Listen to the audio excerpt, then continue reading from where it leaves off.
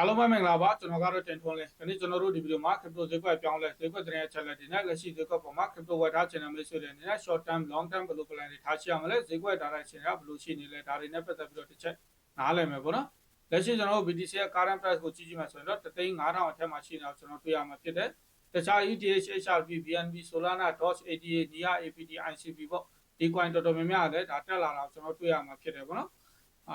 LTC တခုကတော့နည်းနည်းလေး downside မှာပြန်ပြီးတော့ရှိလာတယ်လို့ကျွန်တော်ပြောလို့ရတယ်ဒါပေမဲ့အရင်ဆိုးဆိုးဝါးဝါး downside ရောက်တဲ့ coin တွေတော့လက်ရှိမှာမရှိသေးဘူးပေါ့တော်တော်များများ recovery ဖြစ်လာတဲ့အနေအထားမှာကျွန်တော်တွေ့ရတယ်ပေါ့နော်ဆိုတော့ဒီချိန်မှာကျွန်တော်တို့ anti point တွေ target တွေကဘယ်လိုရှိမလဲဒါတွေကိုကျွန်တော် trading view မှာနားလည်မယ်ဆိုတော့လက်ရှိကျွန်တော်တို့ဒါ BTC ရဲ့ 4 hour chart ကိုတစ်ချက်လောက်ကြည့်ကြည့်မယ်ဆိုရင်ဒီမှာကျွန်တော်တို့ဒါတွေ့နေရတဲ့ pattern ကလက်ရှိဒီမှာ ascending triangle pattern ဖြစ်တယ်ပေါ့နော်ဒါ ascending triangle ဆိုတာဒါ bullish pattern တစ်ခုဖြစ်တယ်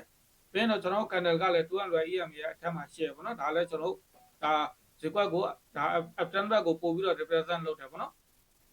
်ဆိုတော့ဒီချိန်မှာ anti point တွေ target တွေအနေနဲ့ပြောရမယ်ဆိုရင်တော့ anti point အနေနဲ့တော့ကျွန်တော်ဒါ BTC ကထပ်ပြီးတော့နည်းနည်းလေးဒါ downside ကိုရောက်လာမယ်ဆိုမှကျွန်တော်ဒါ anti point ရနိုင်မယ်ပေါ့ဆိုတော့ကျွန်တော်အထက်မှာ target တွေအနေနဲ့ပြောရမယ်ဆိုရင်တော့3,900 3,800ပေါ့နော်ဒါကိုကျွန်တော် achieve လုပ်မှာပဲ3,900 3,800ကိုဒါကို cross လုပ်မှာပဲကျွန်တော်ဟိုဘက်ကိုကောင်းကောင်းမူဖြစ်နိုင်မယ်ပေါ့နော်မဟုတ်ရင်တော့ကျွန်တော်ဒါဒီကြားထဲမှာရှိနေသေးတော့ anti point တစ်ခုအနေနဲ့ပြောရမယ်ဆိုရင်ဒါ3သိန်းကနေပြီးတော့3သိန်း3,000ပေါ့ဒီဝန်းကျင်လောက်မှာကျွန်တော် first entry small margin low leverage ယူထားလို့ရမယ်ပေါ့ဒါမနေ့ကလည်းကျွန်တော်ပြောခဲ့တယ်ပေါ့နော်ဒါမနေ့ကကြတဲ့ entry ယူထားတဲ့သူတွေအနေနဲ့ဆိုရင်လက်ရှိဆိုရင်ဒါ profit ထဲမှာရှိမယ်ပေါ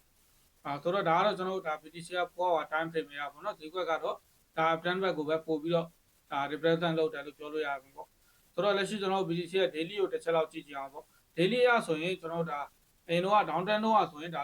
lower high pattern တွေကိုကျွန်တော်တွေ့ခဲ့ရတာပေါ့နော်ပြီးရင်တော့ကျွန်တော်တို့ဒါလက်ရှိ uptrend မှာကျတော့ higher low pattern တွေကိုတွေ့လာရတာဖြစ်တယ်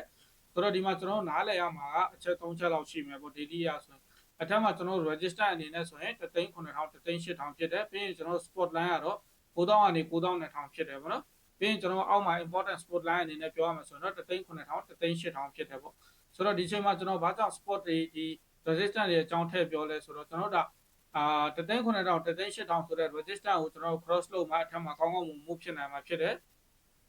ဒီ9,000ကနေပြီးတော့9,200ဆိုတဲ့ကျွန်တော် spot line ကိုဒါကျွန်တော် break လုပ်မယ် downside ကိုရောက်မယ်ဆိုရင်တော့ကျွန်တော်ဒါဒီ sell လုပ်လို့ရမယ်ပေါ့နော်အဲ့ဒီအချိန်မှာပြီးရင်တော့ကျွန်တော်ဒါ9,000ကနေ9,200ဆိုတဲ့ကျွန်တော်ရဲ့ important spot line ပေါ့အဲ့ဒါကိုကျွန်တော်တို့ဒါ အဲ့တဲ့ downside ပေါ့နော်9,000ကနေ9,200အောက်ကိုကျွန်တော်ရောက်မယ်ဆိုရင်တော့ဒါဒီကွက်ကဒါ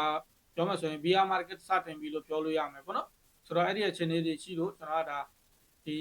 resistance အကြောင်းတွေ support အကြောင်းတွေလည်းထည့်ပြီးတော့ပြောတာပေါ့ဆိုတော့လက်ရှိကျွန်တော်ဒါ daily ရကြည့်ရမယ်ဆိုရင်လည်းကျွန်တော်ဒါဈေးကွက်ကတော့နည်းနည်းလေး downside ကိုရောက်မှာပဲကျွန်တော်တို့ anti point တစ်ခုရနိုင်မယ်လက်ရှိအနေအထားအရကျွန်တော်တို့ target တွေကိုပြောရမယ်ဆိုရင်တော့3,900 3,800ကကျွန်တော်ရတာ first target ဖြစ်မယ်ပေါ့နော်ပြီးတော့ဟိုဘက်မှာကျွန်တော်ဒါ3,100 3,200ပေါ့နော်ဒီလိုနဲ့ဒီ bull market အတွက်ခန့်မှန်းထားကြတဲ့ target ဒီပေါ့3,400ကနေစပြီးတော့ဟိုဘက်2,000အထက်ကြီးကိုခန့်မှန်းထားကြတယ်ရှိရပါတော့ဆိုတော့အဲ့ဒါတွေကိုလည်းကျွန်တော်ဒါတဖြည်းဖြည်းနဲ့ achieve လုပ်သွားဖို့ရှိမယ်ပေါ့ဆိုတော့ဒါကတော့ကျွန်တော်ဒါ4 hour ရအောင်လက်ရှိ daily ရအောင်ဒီကွက်ကပြန်ထဲမှာရှိန